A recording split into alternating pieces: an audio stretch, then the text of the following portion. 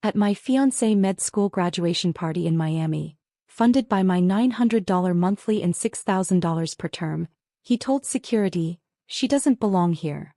His mother laughed. "You thought you were part of this family?" I didn't argue.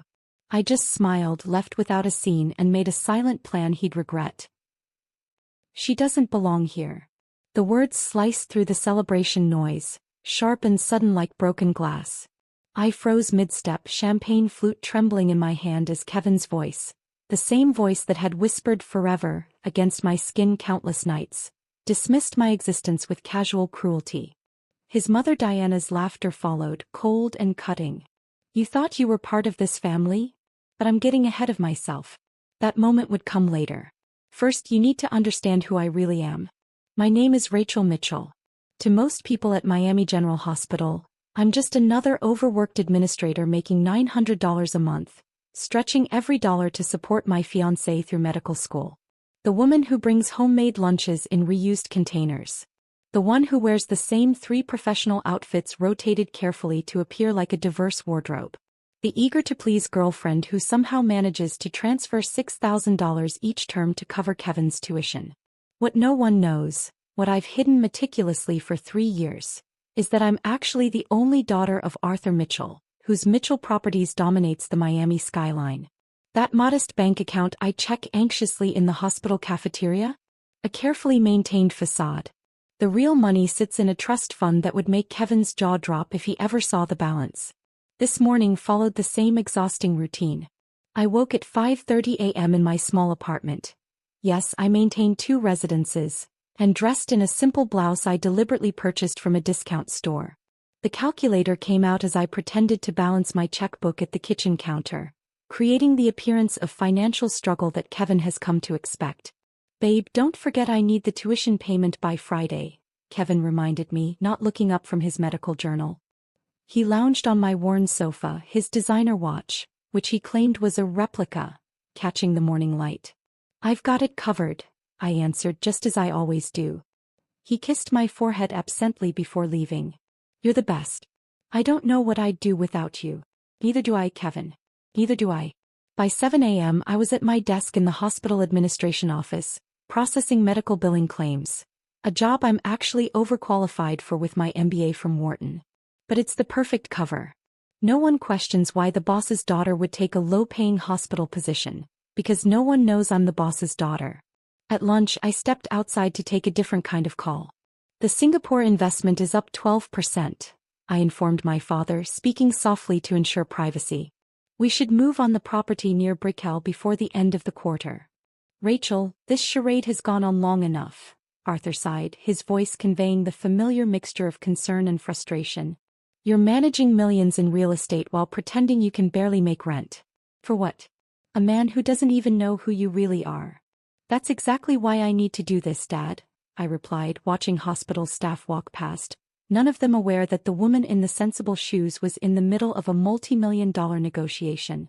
Kevin fell in love with me, not the Mitchell fortune. The silence from my father spoke volumes. "Friday night dinner as usual?" I asked, changing the subject.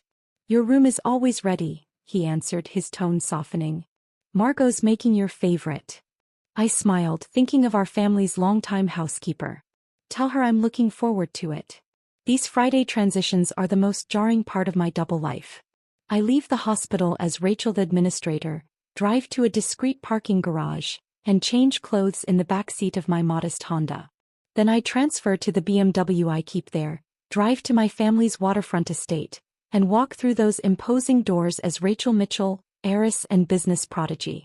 Last Friday I arrived to find my father in his study reviewing property assessments. He looked up as I entered, his expression brightening despite his worries. "There's my girl." He embraced me, then held me at arm's length. "You look tired, Rachel." "Double shift," I explained, settling into the leather chair across from him. "All this secrecy. It's not healthy," he said, pouring me a glass of wine from a bottle that cost more than my supposed monthly salary. "If this man truly loves you." "That's what I need to find out," I interrupted gently. "Love that's built on wealth isn't love at all. You taught me that after Mom died and the friends disappeared." The engagement ring caught the light as I reached for my wine glass. It was small, a quarter-carat diamond in a simple setting. Kevin had presented it with dramatic flair, claiming he'd saved for months. I cherished it more than the family jewels locked in our vault, believing it represented true sacrifice. What I didn't know then was that Kevin had purchased a Rolex for himself the very same week. "I've finally set a date," I told my father, changing the subject. "After Kevin's graduation ceremony next month at the celebration party. I've already purchased the penthouse overlooking the hospital campus. I'll give him the keys there, show him who I really am." Arthur's eyebrows rose. "And you're certain this is wise?" 3 years, Dad. 3 years of proving he loves me for me, not for what my last name can provide. Once he's a doctor, our lives can merge properly." My father didn't look convinced, but he respected my decision. The truth I couldn't admit even to myself at the time was that tiny doubts had begun to form, little inconsistencies in Kevin's stories, moments when his mask seemed to slip. The next morning found me back in administrator mode, reviewing budget reports at my desk when Kevin appeared unexpectedly. "Lunch?" he suggested, flashing the smile that had first made my heart skip. We sat in the hospital cafeteria, my homemade sandwich a stark contrast to the expensive takeout he'd brought. I watched him talk animatedly about a difficult diagnosis, trying to ignore the nagging question. Where did the money for those frequent takeout meals come from when he claimed crushing student debt? "I can't wait until we can afford real vacations," he said, gesturing with his fork. "No more of these budget constraints." I nodded, thinking of the keys to the penthouse hidden in my desk drawer at home, imagining his face when he realized the woman he'd chosen, regular, ordinary Rachel, could give him everything he'd dreamed of and more. "Just a few more weeks," I said softly. "Until graduation?" "God, yes." "Finally." "Until everything changes," I added, not knowing then just how prophetic those words would be. That evening I slipped away early, driving to the penthouse I'd purchased near the hospital. The graduation surprise that represented the merging of my two lives. Standing in that empty space with its floor-to-ceiling windows overlooking Miami, I allowed myself to imagine our future here. The home we'd build once the pretense was gone, once he knew the real me. The irony wasn't lost on me. I'd created this elaborate deception to ensure Kevin loved me authentically, not my fortune. But in doing so, I'd never allowed him to know the authentic Rachel at all. "Just a few more weeks," I whispered to the empty rooms, "and no more lies between us." I couldn't have known then that the only real lie in our relationship was the one I wasn't yet aware of, and it had nothing to do with my hidden wealth. The first time I noticed something genuinely wrong was on a Tuesday evening in March. Kevin had texted that he would be late, another study group for an important cardiology exam. I'd prepared his favorite pasta, timed perfectly for his usual 8 p.m. return. By 10:30 the food was cold and I was staring at my phone. When he finally arrived just before midnight, the scent of unfamiliar perfume clung faintly to his collar. Not overpowering, just present enough to notice when he leaned in to kiss my cheek. "The library was packed," he explained, dropping his bag by the door.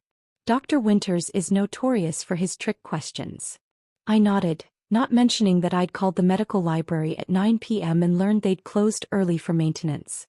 A small lie, perhaps, but it planted a seed of doubt that would grow with alarming speed. "There's pasta in the fridge," I said instead. "I grabbed something with the group," he replied, heading for the shower without another word. The next morning I found his wallet on the bathroom counter and did something I'd never done before. I looked inside. Behind his student ID was a receipt from Martino's, an upscale steakhouse downtown, time-stamped 8:27 p.m. $157 for 2 people. The study group appeared to have been very selective. This small discovery triggered a subtle shift in my awareness. Suddenly I began noticing patterns I'd been blind to before. The broke medical student narrative Kevin had carefully constructed started showing inconsistencies like a cheap sweater unraveling at the seams. "This place is so cramped," Kevin complained the following weekend, gesturing around my deliberately modest apartment.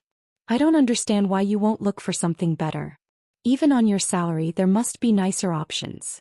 "It's what I can afford," I answered simply, maintaining my cover while wondering why the apartment that had been cozy when we first met was now cramped 3 years later. "If you'd let me help with your resume, you could get a better paying position," he continued, scrolling through his phone. Someone with your education should be making more. The irony of him offering career advice to the daughter of Arthur Mitchell, who managed a real estate portfolio worth hundreds of millions, wasn't lost on me. But something darker lurked beneath his sudden interest in my living situation. If I was supposedly struggling to make ends meet, why was he pushing me to stretch myself thinner with a more expensive apartment? 2 days later I found my answer. While searching for a missing earring in Kevin's overnight bag, my fingers brushed against a small velvet pouch. Inside was a pair of diamond stud earrings from Tiffany's, far more expensive than anything he'd ever given me. The receipt showed they'd been purchased just last week. My stomach twisted as I carefully replaced everything exactly as I'd found it. The earrings weren't meant for me, that much was obvious. But who were they for? And how could he afford such a luxury when I was supposedly covering his tuition? I said nothing but began paying closer attention to our finances. Kevin had always been vague about his student loans and family contributions. Now I discreetly tracked every dollar I gave him against his actual expenses. The numbers didn't add up. Thousands were disappearing into an unaccounted void. The hospital holiday party in December brought the next red flag. I'd spent weeks preparing, choosing a dress that was nice enough to be appropriate but not so expensive it would raise questions about my fictional budget.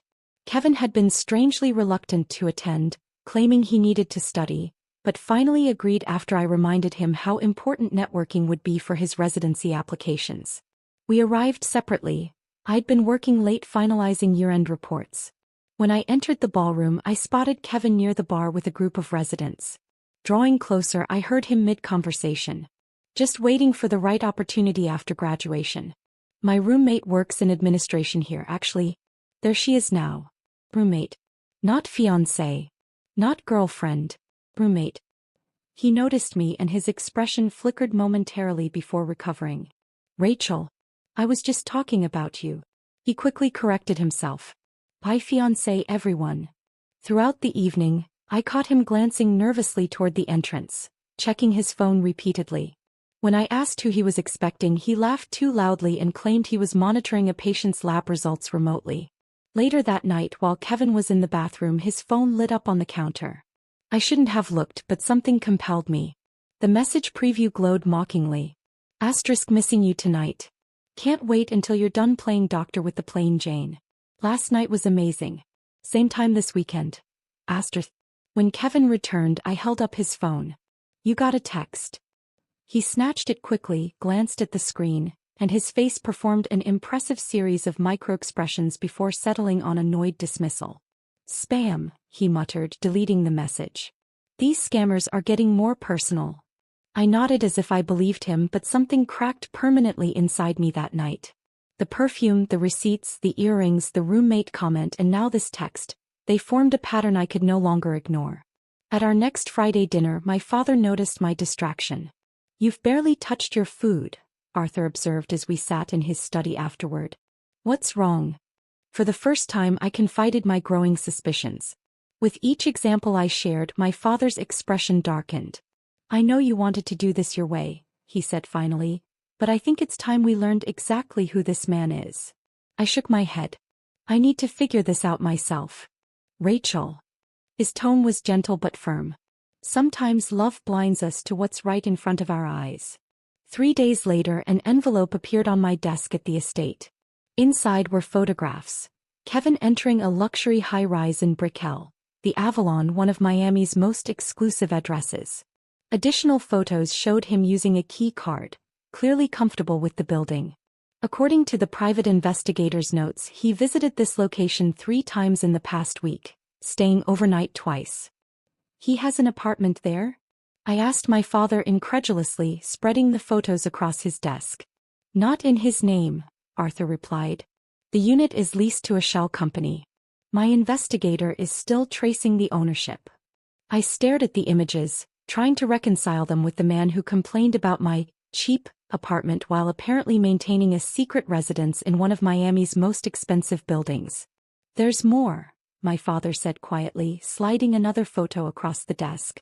This one showed Kevin entering the building again, but not alone. A woman walked beside him, his arm around her waist. They were laughing about something.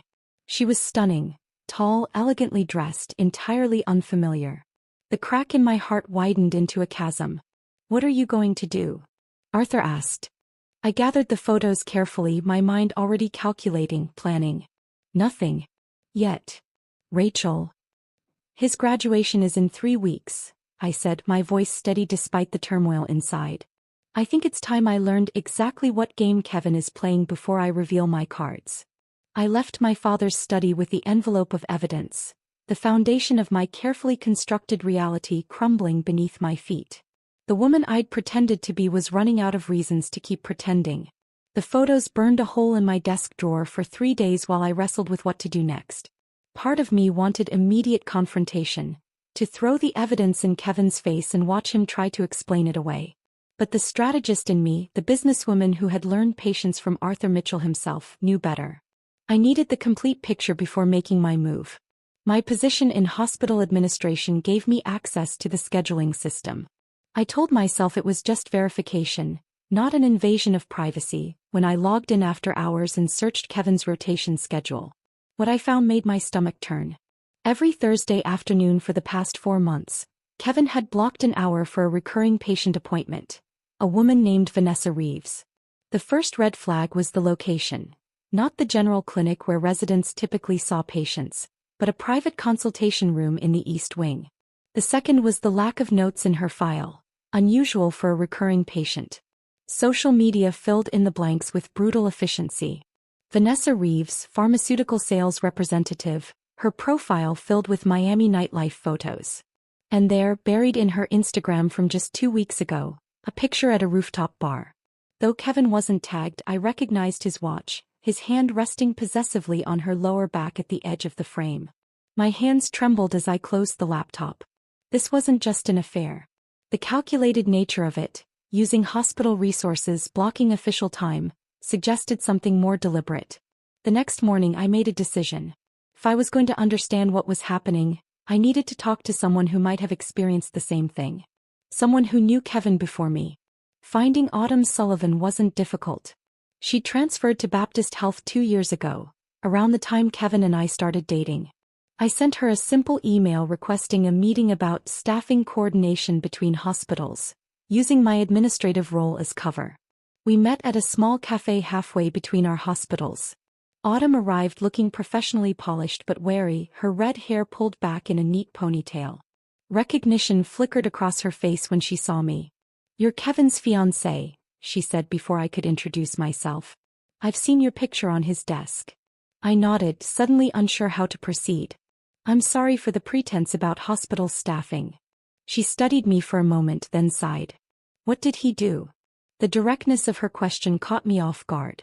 I think he's seeing someone else. Maybe multiple someones. "And you want to know if this is a pattern," she finished, signaling for coffee. "How much are you supporting him financially?" The question hit like a physical blow. "What do you mean?" "Tuition? Rent? Living expenses?" She wasn't being cruel, just matter of fact.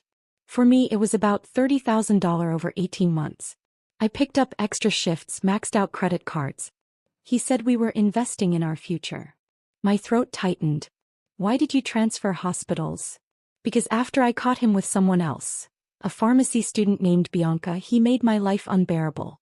Told colleagues I was unstable, that I'd been stalking him after a brief fling." Her hands wrapped tightly around her mug. It was easier to start fresh than fight the rumors. "Did he?" I hesitated. "Did he ask for specific amounts?" "Regular payments." She looked at me sharply. $6,000 per term for tuition. Plus, emergencies. "How did you know?" The identical amount couldn't be coincidence. Just a hunch. Autumn leaned forward. "Listen, Rachel. Kevin isn't just a cheater. He's systematic. After we broke up, I found notes he'd kept about me, how much I made, my promotion timeline, even my parents' financial situation. Like I was an investment he was researching." My pulse quickened. "Do you know how to reach Bianca?" "She works for Meridian Pharmaceuticals now." Autumn pulled out her phone. "We keep in touch. Sort of a survivors group of 2. She smiled grimly. 3 counting you." Bianca agreed to meet us that same afternoon. She arrived looking like someone who had processed her anger and emerged stronger. Designer suit, confident stride, eyes that held compassion when they met mine. I funded his MCT prep course, she explained over iced tea. Paid for his applications to medical schools. Covered rent while he studied. Then suddenly I wasn't supportive enough of his dreams. 2 weeks later he was with Autumn, who had better hospital connections, Autumn added bitterly. And then he moved on to you, Bianca said gently, with your administrative position. I swallowed hard. How much did he take from you?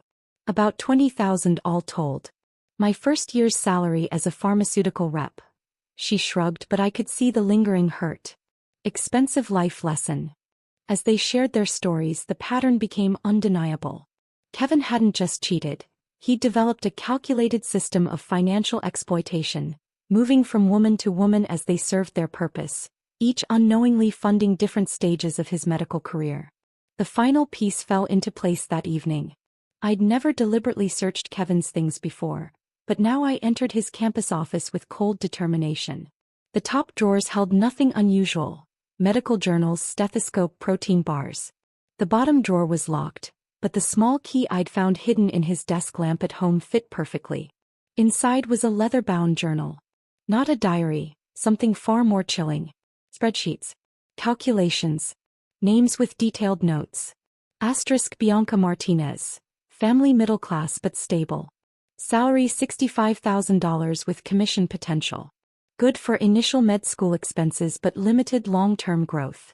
Emotional attachment forming too quickly, becoming demanding about commitment. Timeline to transition. Complete. Autumn Sullivan. Hospital connections excellent.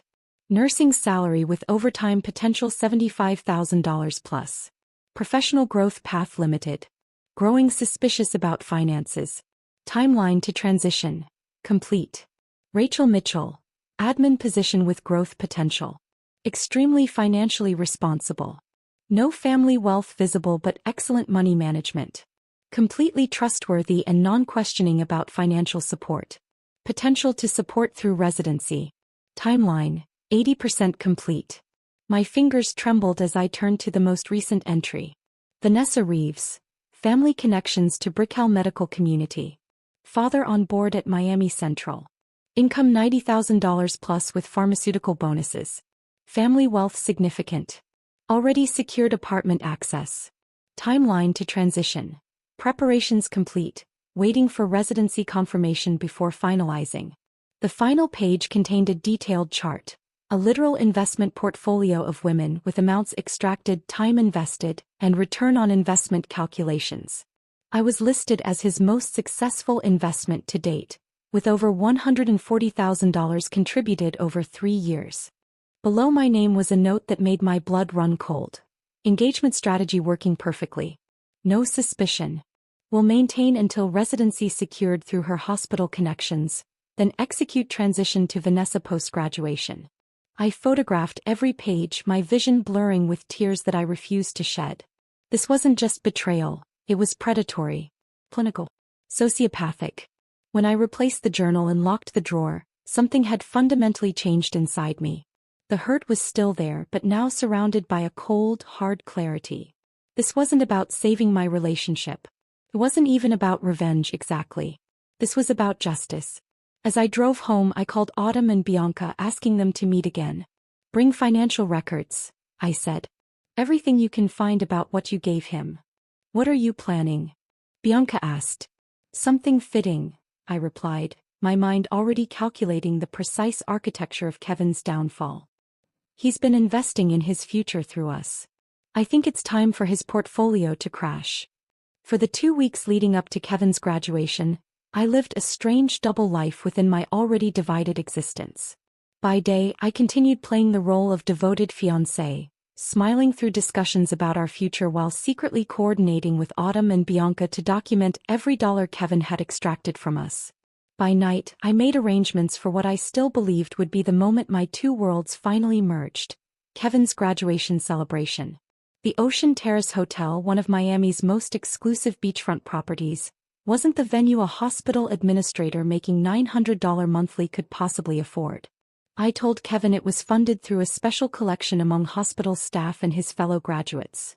A plausible explanation he accepted without question, too focused on his upcoming moment of glory to notice the impossibility of the math. In reality, I arranged everything through 3 different event planners, using shell companies linked to my trust but untraceable to the Mitchell name.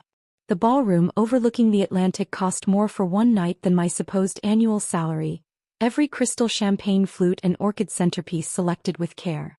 This was to be the night that changed everything. I wanted it to be perfect, though for entirely different reasons than I'd originally planned. The irony wasn't lost on me as I dressed for the evening, selecting a simple blue dress that still maintained my modest means facade. The penthouse keys I'd intended to present to Kevin sat in my jewelry box, replaced in my evening clutch by copies of his damning journal entries and a small digital recorder. Kevin and I arrived separately. He went early for the graduate procession while I came later for the reception. The moment I entered the glittering ballroom, I sensed something was off. Conversations stuttered as I passed. Glances were exchanged, followed by whispers. A woman I didn't recognize studied me with barely concealed amusement before turning to her companion with a comment that sparked uncomfortable laughter. Kevin stood across the room in his graduation regalia, surrounded by admirers, his mother Diana at his side. She'd flown in from Boston specifically for the ceremony, the first time we'd met in person despite our 3-year engagement. When Kevin spotted me, his smile faltered almost imperceptibly before recovering. He waved but made no move to approach or introduce me to the group around him. For 30 minutes, I circulated solo through the party I'd arranged and paid for, making polite conversation while watching Kevin and Diana deliberately work the room in patterns that somehow never intersected with mine. Each time I approached, they would mysteriously shift to another conversation cluster. "You must be Rachel," a voice finally said behind me. I turned to find Diana Blackwood, Kevin's mother, appraising me with cool calculation. Up close, I could see where Kevin had inherited his charm, and his ability to mask true intentions behind a pleasant expression. "Mrs. Blackwood, I'm so happy to finally meet you," I replied, extending my hand. She took it briefly, her grip limp and dismissive. "Kevin tells me you work in the billing department or something." "Hospital administration," I corrected gently. "How nice." Her tone suggested it was anything but. I always admire people who are content with modest achievements. Before I could respond, she glanced over my shoulder and brightened artificially. "Oh, I simply must say hello to the Hendersons. Kevin mentioned they might have an opening in their practice." She touched my arm with cold fingers. "We'll catch up properly later, dear." She disappeared into the crowd, leaving me with the distinct impression I'd been assessed and found wanting. I hadn't expected warmth from Kevin's mother, but such naked disdain was surprising, especially since, according to my fictional backstory, I was the supportive girlfriend who had helped fund her son's education. As the evening progressed, Kevin continued his strange avoidance, making brief appearances at my side only when it seemed too obvious that we weren't interacting. During one such moment, his phone buzzed with a text that made him frown. "Everything okay?" I asked. "Just a patient concern," he replied smoothly. "Nothing urgent." I knew he was lying. Residents didn't manage independent patient concerns, especially not on graduation night. 10 minutes later, he excused himself to the restroom for the 3rd time that hour. Something compelled me to follow him, maintaining a discreet distance. Instead of turning toward the restrooms, Kevin slipped down a service corridor that led to a small terrace overlooking the ocean. Diana was already waiting there. I positioned myself just inside the doorway, hidden by a decorative palm. Their voices carried clearly in the night air. "She's starting to notice something's wrong," Kevin was saying. "I need to be careful these last few weeks." Diana scoffed. "I don't understand why you're dragging this out. The girl is obviously beneath you. No family connections, mediocre job, not even particularly attractive." "She thinks we're getting married next spring," Kevin replied. "I need to maintain that until my residency position is confirmed. Her supervisor is on the placement committee." "And Vanessa?" "She's getting impatient." "It's under control. Her father's already hinted he can get me into the cardiology fellowship track directly. Just another month at most." I felt oddly calm as I listened, as if I were observing a scene in a movie rather than the dissolution of my own relationship. "Her salary's not great, but every dollar helps," Kevin continued. "Once I'm settled at Miami Central, I'll break things off. Tell her I need to focus on my career." Diana laughed. You've always been good at managing your investments. Yes, Mom, I've already lined up someone better. Rachel's just investment material, not family material. The words should have hurt, but instead they simply confirmed what I already knew. I stepped back, intending to retreat before they returned inside, but collided with a waiter. His tray of empty glasses clattered to the carpet. Kevin and Diana turned sharply at the noise. For a moment no one spoke. The look of panic that crossed Kevin's face was almost worth the 3 years of deception. I straightened my shoulders and walked directly toward them, my heart pounding but my expression perfectly composed. Diana recovered first, her face transforming into a mask of social politeness. Rachel, dear, we were just coming to find you, she lied smoothly.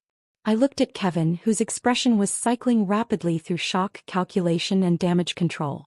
How much did you hear? He finally asked. Enough.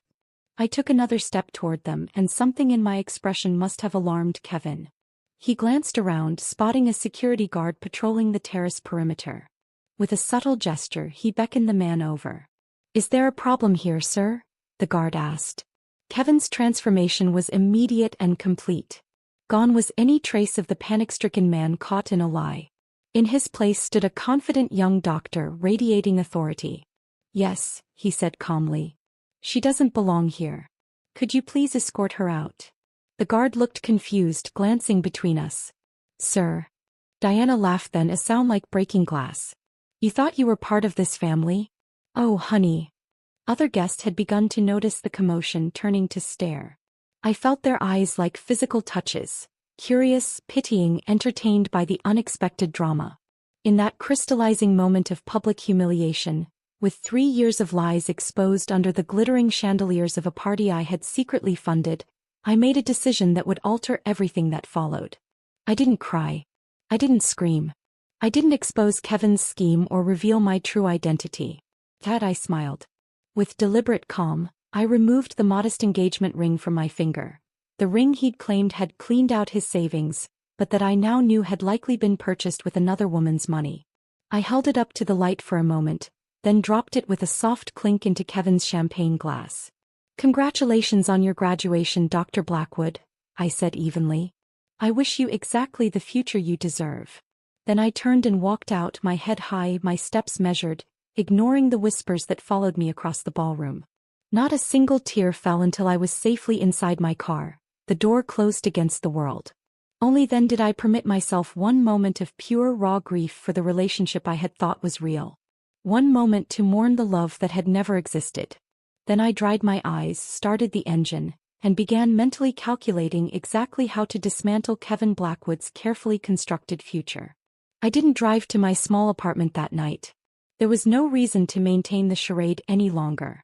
Instead, I drove directly to the waterfront high-rise where my actual residence waited. A penthouse overlooking Biscayne Bay that I'd purchased 3 years earlier but rarely used, maintaining it only as a convenient meeting place for business associates who couldn't know about my dual identity. The doorman's eyes widened slightly as I stepped from my modest Honda rather than the usual town car. Good evening, Ms. Mitchell. It's been some time. Hello, George. I'll be staying here full-time now. Very good, ma'am. Shall I have your things brought up from the car? I shook my head. There's nothing there I need anymore. The private elevator whisked me to the top floor. When the doors opened directly into my foyer, the contrast from the cramped apartment I'd shared with Kevin was startling. Expansive windows showcased Miami's glittering skyline. Modern art adorned walls that soared to 16-foot ceilings. Everything gleamed with the quiet luxury of a space designed for someone who never needed to display their wealth to feel its worth. I kicked off my heels and walked barefoot across cool marble to the master bathroom, peeling away my affordable blue dress as I went. The scalding shower I stepped into felt like a ritual cleansing, washing away not just the evening's humiliation but 3 years of deliberate diminishment. As hot water pounded against my skin, I allowed myself exactly 10 minutes of grief. 10 minutes to mourn not just Kevin, who had never been the man I thought, but the dream he had represented. The possibility of being loved for myself rather than my family name or fortune. When I emerged wrapped in a plush robe, my skin flushed pink from the heat, I was transformed. The meek administrator was gone. In her place stood Rachel Mitchell, daughter of Arthur Mitchell, heir to a real estate empire, and a businesswoman formidable in her own right. I ignored the 17 missed calls and 29 text messages from Kevin, each one more desperate than the last as he realized what his casual cruelty might cost him. Is that I made a different call. Dad? It's me. You were right. I'm ready to be a Mitchell again. The plan came together with clinical precision over the next 48 hours. I didn't waste energy on dramatic gestures or emotional outbursts. Kevin had treated me like a business investment. I would return the favor by systematically dismantling the future he'd built on the backs of the women he'd exploited. My first official move came Monday morning. Rather than reporting to my modest administrative office, I walked into the executive suite of Miami General Hospital and requested a meeting with Dr. Harold Winters, chairman of the board. Rachel, he greeted me warmly, rising from behind his desk. We'd met at numerous charity functions over the years, though he'd never connected me with the hospital employee who shared my name. Your father mentioned you might be stopping by. What can I do for you? I placed a slim folder on his desk. I'd like to introduce myself properly, Dr. Winters. I'm Rachel Mitchell, daughter of Arthur Mitchell, and as of this morning, majority stakeholder in the Coastal Medical Group. His eyebrows rose sharply. The Coastal Medical Group was the parent company that operated 3 major hospitals in the Miami area, including Miami General. I've actually been working in administration here for 3 years, I continued calmly. Learning the business from the ground up, you might say. I had no idea, he managed, clearly recalibrating his understanding of who exactly sat before him. Few people did. That was intentional. I opened the folder, revealing a document with the hospital logo. I believe this is the Residency Placement Committee's current recommendation list. I'd like to discuss some concerns I have about one of the candidates, Dr. Kevin Blackwood. By the time I left Dr. Winters' office, Kevin's carefully orchestrated future at Miami General had evaporated. No scene, no drama, just the quiet power of influence properly applied. My next stop was the office of Patricia Alvarez, one of Miami's most respected attorneys specializing in financial fraud. The pattern is clear, she noted, reviewing the documentation I'd compiled with Autumn and Bianca. This isn't just a moral failing, it's potentially criminal. He deliberately misrepresented his intentions to secure financial support from multiple women. I'm not interested in criminal charges, I clarified. That would be too public, too messy. I want restitution for Autumn and Bianca. And I want it handled quietly but completely. And for yourself? She asked. I smiled. I have other plans for my own restitution. While Patricia began preparing the legal groundwork, I turned my attention to Diana Blackwood. Kevin's mother operated a boutique real estate agency in Boston specializing in luxury properties, maintaining a satellite office in Miami to capture wealthy snowbirds looking for winter homes. Her business depended almost entirely on referrals from developers and property managers, precisely the network that formed the core of Mitchell Properties' influence. One phone call to my father was all it took. She humiliated you publicly, Arthur said grimly after I explained the situation. That's not something we forget. No dramatic moves, I cautioned. Nothing that could be traced back to us. Rachel, I've been handling delicate business situations since before you were born. By this time next month, Diana Blackwood will be wondering why her phone stopped ringing. Kevin's increasingly frantic messages continued throughout the week. At first demanding explanations, then offering apologies, eventually descending into thinly veiled threats about making me sorry if I'd damaged his reputation with Dr. Winters. I saved every communication without responding, adding them to Patricia's growing file. When my doorman called to inform me that Kevin was in the lobby demanding to see me, I finally broke my silence with a single text. *, you've confused me with someone who still cares what you have to say. That woman no longer exists.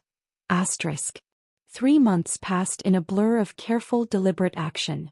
I accepted the position my father had long held open for me, financial director of the Mitchell Foundation, which happened to be the largest private donor to the Miami Medical Foundation.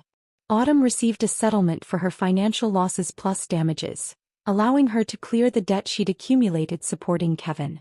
Bianca's settlement funded the launch of her own pharmaceutical consulting firm. Diana Blackwood quietly closed her Miami office after her client list mysteriously evaporated. The Miami Medical Foundation's annual gala was held at the Ritz-Carlton on a perfect October evening. I arrived on my father's arm wearing a Valentino gown that cost more than Kevin's monthly resident salary would have been, had he secured the position he'd been counting on. When Dr. Winters introduced me to the assembled medical elite as Rachel Mitchell, our new foundation financial director and the visionary behind our expanded residency grant program, the whispers spread through the room like wildfire. And then I saw him, standing near the bar in a rented tuxedo, his expression stunned as the pieces finally clicked into place. Kevin had managed to secure a residency position at a small community hospital in North Miami, the only program that would accept him after his mysteriously withdrawn recommendations from Miami General. I held his gaze across the crowded ballroom, neither smiling nor frowning, simply acknowledging his presence with the cool assessment of someone evaluating an underperforming investment.